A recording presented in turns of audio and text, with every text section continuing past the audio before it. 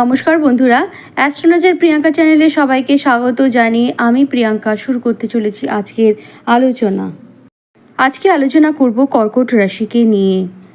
কালপুরুষের চতুর্থ রাশি কর্কট, চন্দ্রের ক্ষেত্র এবং চর প্রকৃতির জলতত্ত্ব প্রভাবিত এই কর্কট রাশির জাতক জাতিকারা, এবং দেখা যায় যে জলতত্ত্ব প্রভাবিত হওয়ার জন্য, চন্দ্র প্রভাবিত হওয়ার জন্য কর্কট রাশির জাতক জাতিকারা ভীষণ সেন্সিটিভ প্রকৃতির হয়ে থাকেন।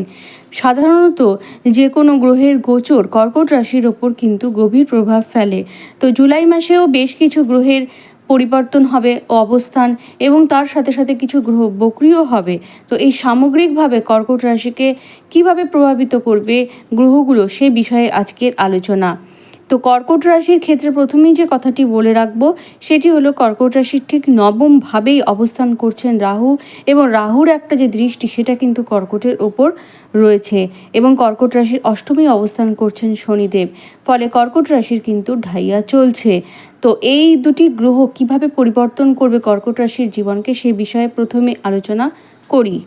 কর্কট রাশির অষ্টমে শনিদেব থাকলেও সেই শনিদেব কিন্তু নিজের ঘরেই অবস্থান করছেন, এবং এবার কিন্তু দেখা যাচ্ছে যে শনিদেব কিন্তু মাসের প্রথম থেকেই বক্রী অবস্থায় থাকবেন এবং রাহু নক্ষত্রে অবস্থান করবে। রাহু কিন্তু নবমে অবস্থান করছে। রাহু নবমে অবস্থান করার কারণে কর্কট রাশিকে বেশ কিছু সমস্যার সম্মুখীন হতে হচ্ছে। নবম ভাব থেকে আমরা বিচার করি উচ্চশিক্ষাকে, নবম ভাব থেকে বিচার করি ভাগ্যকে, নবম ভাব থেকে বিচার করি বাবার স্থানকে বা গুরুস্থানকে। তো নবমভাবে যেহেতু রাহু অবস্থান করছে, প্রথমেই যেটা বলা দরকার, বাবার শরীর স্বাস্থ্যের জায়গায় কিন্তু সমস্যা ক্রিয়েট করছে, এবং দেখা যাচ্ছে যে যেহেতু উচ্চশিক্ষার জায়গাটাও বিচার করছে নবম ভাব, সেই জন্য কিন্তু পড়াশোনার ক্ষেত্রে, বিশেষ করে যারা উচ্চশিক্ষার্থী আছেন তাদের কিন্তু পড়াশোনার জায়গাটা ভীষণভাবে ডিস্টার্ব হচ্ছেন, এবং আশেপাশের প্রতিবন্ধকতার কারণে উচ্চশিক্ষার ক্ষেত্রে কিন্তু তাদের বাধা আসতে পারে এবং উচ্চশিক্ষা স্টপ হয়ে যেতে পারে। আবার দশমীর দ্বাদশ ভাব কিন্তু নবম ভাব, নবম ভাব কিন্তু কর্মের জায়গাটা একটা বাধা বিপত্তি তৈরি করে। যেহেতু দশমের নবম ভাবে রাহু অবস্থান করছে, এই জন্য কর্মক্ষেত্রের জায়গাটাতেও ভীষণ সমস্যা ক্রিয়েট করছে কর্কট রাশির জন্য। এই মুহূর্তে যাদের বাচ্চাটে নবম ভাব পীড়িত আছে রাহু দ্বারা এবং কর্ম করছেন, তারা এতদিন চাকরি করছিলেন, তাদের কিন্তু কর্মক্ষেত্রে ভীষণ সমস্যা উপস্থিত হয়েছে। আবার কর্মাধিপতি যে মঙ্গল, সেও কিন্তু মেষ রাশিতে অবস্থান করে আছে, এই জন্য কর্মক্ষেত্র সংক্রান্ত সমস্যা তৈরি হচ্ছে। আবার শনিদেব যে কিনা অষ্টমপতি, তার দৃষ্টি মেষ রাশিতে রয়েছে, সে কারণে কিন্তু কর্মক্ষেত্রে বাধা বিপত্তি, ষড়যন্ত্র, ঝামেলা, অশান্তি, কর্মক্ষেত্র পরিবর্তন, সহকর্মীদের থেকে প্রতারণা, এই ব্যাপারগুলো কিন্তু বারবার আসছে, বা অধস্তন কর্মচারীদের থেকে প্রতারণা, বসের থেকে সমস্যা বৃদ্ধি, এগুলো কিন্তু হচ্ছিল। তো এবার যেহেতু দেখা যাচ্ছে যে মঙ্গল যে কিনা মাসের দ্বিতীয়ার্ধে যাবে বৃষ রাশিতে, তার ফলে কিন্তু কর্মের জায়গাটায় যে ঝামেলা অশান্তি সেটা কিছুটা হলেও কমতে থাকবে, এবং যেহেতু শনিদেব বক্রী হয়েছেন, তার যে ক্ষমতা সেটা কিছুটা হলেও কমবে, অর্থাৎ নেগেটিভিটি সেটা কিন্তু কিছুটা হলেও কমবে। সে কারণে কিন্তু দেখা যাবে যে কর্মক্ষেত্রে কিছুটা হলেও কিন্তু কর্কট রাশি বা কর্কট লগ্নে জাতক জাতিকারা রিলিফ পেতে শুরু করেছেন। তো যারা এই মুহূর্তে চাকরি চেষ্টা করছেন তাদের ক্ষেত্রে বলবো, ষষ্ঠপতি বৃহস্পতি যেহেতু একাদশস্থ হয়েছে, এই জন্য চাকরি প্রচেষ্টা এই সময় কিন্তু সফল হবে, বিশেষ করে যারা একাডেমিক সেক্টরে চাকরি খুঁজছেন।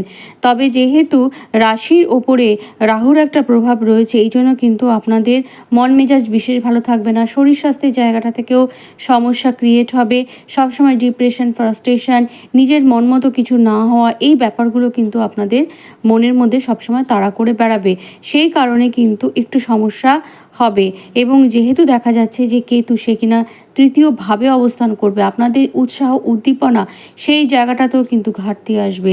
কাজেই কর্কট রাশি বা কর্কট লগ্নের জাতক জাতিকাদের নিজেদের ওপর কিন্তু আত্মবিশ্বাস তৈরি করতে হবে, এবং তাদের কিন্তু তাদের যে গোল, জীবনের গোল, সেটাকে সেট করে সেই দিকে কিন্তু এগিয়ে যেতে হবে। তো এই কারণে আমি কিছু টোটকার কথা বলবো, সেগুলো হয়তো আপনারা যদি ফলো করেন সেগুলোর ক্ষেত্রে আপনারা নিশ্চয়ই উপকার পাবেন। প্রথমেই যেটা বলবো, কর্কট রাশি যেহেতু চন্দ্রের প্রভাবিত এবং চন্দ্র যেহেতু আমাদের মনকে নির্দেশ করে, কর্কট রাশি জাতক জাতিকারা যদি মনের দিক থেকে জোর না পায় তাহলে কিন্তু তারা কোনো কর্মেই সফলতা পায় না।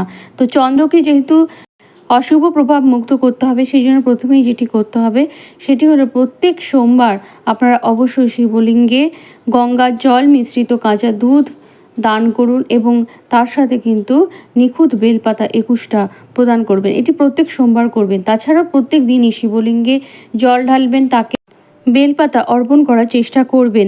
তাছাড়াও শিবের যে ফুল, প্রিয় ফুল, সেগুলো দিয়েও আপনারা পুজো করতে পারেন। সেক্ষেত্রে দেখবেন যে চন্দ্রের যে অনেক সমস্যা, অর্থাৎ মানসিক যে অনেক সমস্যা, শারীরিক সমস্যা, এগুলো থেকে কিন্তু আপনারা মুক্ত হতে পারছেন। এবং তার সাথে মহামৃত্যুঞ্জয় মন্ত্র অবশ্যই পাঠ করতে হবে আপনাদের। এবং দ্বিতীয় আরেকটি যে কথা বলবো সেটি হলো, যেহেতু আপনাদের ঢাইয়া চলছে শনির, তাই জন্য কিন্তু হনুমান চালিসা অবশ্যই পাঠ করতে হবে। এবং তার সাথে সাথে প্রত্যেক শনিবার কিন্তু শনি মন্দিরে গিয়ে সন্ধেবেলা একটা সর্ষের তেলের প্রদীপ জ্বালাবেন, তিল দান করবেন এবং এটি কিন্তু আপনাদের ননস্টপ করে যেতে হবে। এবং এটি করলে দেখবেন যাদের চাকরি করছেন, চাকরি ক্ষেত্রে সমস্যা চলছে, ব্যবসা ক্ষেত্রে সমস্যা চলছে, তাদের কিন্তু অনেক নেগেটিভিটি থেকে তারা মুক্তি পাবেন এবং সেই জায়গাটা কিন্তু অনেকটা আস্তে আস্তে বেটার হয়ে যাবে। যেহেতু বর্তমানে রাহু জলরাশিতে অবস্থান করছে এবং জলরাশিস্থ যে রাশিগুলো আছে সেইগুলোর ওপর নেগেটিভ প্রভাব বিস্তার করছে, এই জন্য কিন্তু রাহুর শান্তির জন্য আপনারা রাহু গায়ত্রী মন্ত্র সেটাও কিন্তু আপনারা প্রত্যেক দিন পাঠ করতে পারেন। সেক্ষেত্রে কিন্তু সন্ধেবেলাটা আপনারা চুজ করবেন। সন্ধেবেলা পরিষ্কার পরিচ্ছন্ন হয়ে সন্ধ্যার ঠিক টাইম, অর্থাৎ সূর্য ডুবছে ওই টাইমটাতে আপনারা গায়ত্রী মন্ত্র পাঠ করবেন। সেক্ষেত্রে দেখবেন যে জীবনের নেগেটিভিটি থেকে অনেকটাই আপনারা রক্ষা পাচ্ছেন। সেলফ এমপ্লয়মেন্ট প্রফেশনের সাথেও যারা যুক্ত আছেন তাদেরও এই সময় সমস্যা হচ্ছে, তবে একাডেমিক সেক্টরের সাথে যারা যুক্ত আছেন তাদের ক্ষেত্রে কিছুটা হলেও সমস্যা থেকে মুক্তি পেয়েছেন। তবে একটা কথা বলি, যেহেতু কর্কট রাশির একাদশভাবে বৃহস্পতি অবস্থান করছে, এই জন্য অর্থের জায়গায় যে স্টেবিলিটি সেটি কিন্তু বজায় থাকছে, অর্থাৎ আয় এবং ব্যয়ের যে সমতুল্যতা সেটা কিন্তু থাকছে। যেমন আয় হচ্ছে কর্কট রাশির জাতক জাতিকারা, তেমনই কিন্তু বুঝে বুঝে তারা ব্যয় করছেন। কর্কট রাশির পঞ্চম পতি সে কিন্তু মঙ্গল। তো মঙ্গলও কিন্তু এতদিন রাহু দ্বারা পীড়িত হচ্ছিল। এই মাসের দ্বিতীয়ার্ধ থেকে কিন্তু মঙ্গল কিছুটা হলো বেটার পজিশনে যাবে, অর্থাৎ মঙ্গল কিন্তু একাদশে যাবে। ফলে কিন্তু দেখা যাবে কর্কট রাশি যে সকল জাতক জাতিকাদের এতদিন পর্যন্ত টাকা পয়সা আটকে ছিল, তাদের কিন্তু টাকা পয়সার জায়গাটা থেকে আস্তে আস্তে ব্লকেজ সরতে শুরু করবে। তবে যে সমস্ত কর্কট রাশি বা কর্কট লগ্নে জাতক জাতিকাদের বার্থ চার্টে 5-11 বা 2-5 কানেকশন আছে, তাদের ক্ষেত্রে কিন্তু এটি প্রযোজ্য হবে। আদারওয়াইজ কিন্তু অন্যান্যদের ক্ষেত্রে সমস্যা থাকবে। কর্কট রাশির পঞ্চম ভাব রাহু এবং শনি দ্বারা কিন্তু ভীষণভাবে পীড়িত হয়েছে, অর্থাৎ বৃশ্চিক রাশিটি। এবং সেই কারণে কিন্তু দেখা যাচ্ছে যে কর্কট রাশির জাতক জাতিকাদের ডিসিশন মেকিংয়ের জায়গাটায় সমস্যা আসছে। কর্কট রাশির জাতক জাতিকাদের লিভারের জায়গাটায় সমস্যা আসছে, হজম সংক্রান্ত সমস্যা সেটিও কিন্তু ব্যাপকভাবে বৃদ্ধি পেয়েছে। তবে যেহেতু বৃহস্পতির দৃষ্টি কাজ করছে বর্তমানে, সেই কারণে কিন্তু সমস্যা কিছুটা হলেও কিন্তু আপনারা মুক্তি পাচ্ছেন। এবং যেহেতু মঙ্গলটাও ভালো পজিশনে আসবে এই মাসে, এই জন্য কিন্তু সেই জায়গাটা থেকে কিছুটা হলেও কিন্তু রিলিফ পাবেন। ডিসিশন মেকিংয়ের জায়গাটাও কিন্তু বেটার হতে শুরু করবে। তবে কর্কট রাশি বা কর্কট লগ্নে জাতক জাতিকাদের বলা হবে এই মুহূর্তে কিন্তু কোনোভাবেই প্রেমজ রিলেশনশিপে যারা যেন না জড়ায়, কারণ শনি কিন্তু এতদিন মার্গী অবস্থায় ছিল এবং পঞ্চমভাবে তাদের দৃষ্টি রেখেছিল। তার ফলে কিন্তু কর্কট রাশি বা কর্কট লগ্নে জাতক জাতিকাদের মনে যতই প্রেমসুলভ মানসিকতা আসুক না কেন, তারা কিন্তু প্রকাশ করতে পারছিলেন না। শনিদেব বকরি হওয়ার পরে তারা কিন্তু এবার প্রকাশ করতে পারবেন। তবে যেহেতু রাহুর দৃষ্টি পঞ্চম ভাবে রয়েছে, এই জন্য কিন্তু তাদের যে সিলেক্টেড মানুষটি সেটি কিন্তু ভুল হয়ে যাবে। প্রেমের ক্ষেত্রে হঠকারিতা আসবে এবং সেখান থেকে মানসিক কষ্ট, যন্ত্রণা এগুলো আসবে। এবং যারা শিক্ষার্থী আছেন তাদের পড়াশোনার জায়গাটায় ব্যাপকভাবে সমস্যা তৈরি হবে। তবে যেহেতু বৃহস্পতির দৃষ্টি আছে এবং যাদের বাচ্চাটে বৃহস্পতি ভালো আছে, তাদের ক্ষেত্রে কিন্তু এই সমস্যা হওয়ার কথা নয়। তবে যাদের বাচ্চাটে বৃহস্পতির পজিশন ভালো নেই, তাদের ক্ষেত্রে কিন্তু সমস্যা আসবে এবং তারা কিন্তু সেই ব্যাপারে যথেষ্ট সতর্ক হওয়ার চেষ্টা করবেন।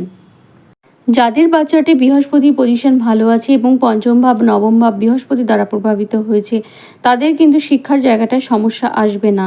তবে যাদের এই বৃহস্পতি পজিশন ভালো নেই, তাদের কিন্তু কনসেন্ট্রেশনের জায়গাটায় সমস্যা আসবে এবং পড়াশোনা ভুলে যাওয়ার একটা টেন্ডেন্সি সেটা কিন্তু তাদের দেখা যাবে। কর্কট রাশি বা কর্কট লগ্নের সপ্তমপতি শনি, সে কিন্তু অষ্টমস্ত হয়েছে এবং বকরি হয়েছে। তার ফলে কিন্তু কর্কট রাশি বা কর্কট লগ্নের জাতক জাতিকাদের দাম্পত্য ক্ষেত্রে একটু সমস্যা আসতে পারে এবং দেখা যাবে যে তার স্ত্রী বা স্বামী শারীরিক সমস্যা সেটি কিন্তু বাড়তে পারে। কাজে এক্ষেত্রে একটু কেয়ারফুল হবেন। কর্কট রাশির দশম ভাব সেটি কিন্তু মাসের মাঝামাঝি সময় পর্যন্ত কিন্তু বেশ পীড়িত অবস্থায় থাকবে। এই জন্য কর্কট রাশি বা কর্কট লগ্নে জাতক জাতিকারা যখন বাস্তায় বেরোবেন বা বাড়িতেও তাদের কিন্তু একটু সতর্ক হয়ে চলাফেরা করা উচিত। তাদের কিন্তু আঘাত লাগা বা দুর্ঘটনা ঘটা বা পায়ের দিকে নিচের পোর্শনে কোনো রকমের অপারেশন হওয়া, এগুলো কিন্তু একটা সম্ভাবনা তৈরি হচ্ছে। এবং তো এক্ষেত্রেও আমি বলবো যে এই ধরনের সমস্যার থেকে যদি আপনারা রিলিফ পেতে চান, সেক্ষেত্রে প্রথমের দিকে যে টোটকাগুলোর কথা বলেছিলাম, অর্থাৎ ভিডিওর প্রথম দিকে যে টোটকার কথা বলেছিলাম, সেগুলো কিন্তু অ্যাপ্লাই করলে অনেক সমস্যা বা দুর্ঘটনা এগুলো থেকে কিন্তু আপনারা বাঁচতে পারেন। তো আজকের মতো ভিডিওটা এ পর্যন্তই। কালকে আনবো অন্য কোনো রাশিকে নিয়ে। আপনারা ভালো থাকুন, সুস্থ থাকুন, এই মাস খুব ভালো কাটুক এই কামনা জানিয়ে আজকের মতো ভিডিওটা এখানেই শেষ করছি। নমস্কার।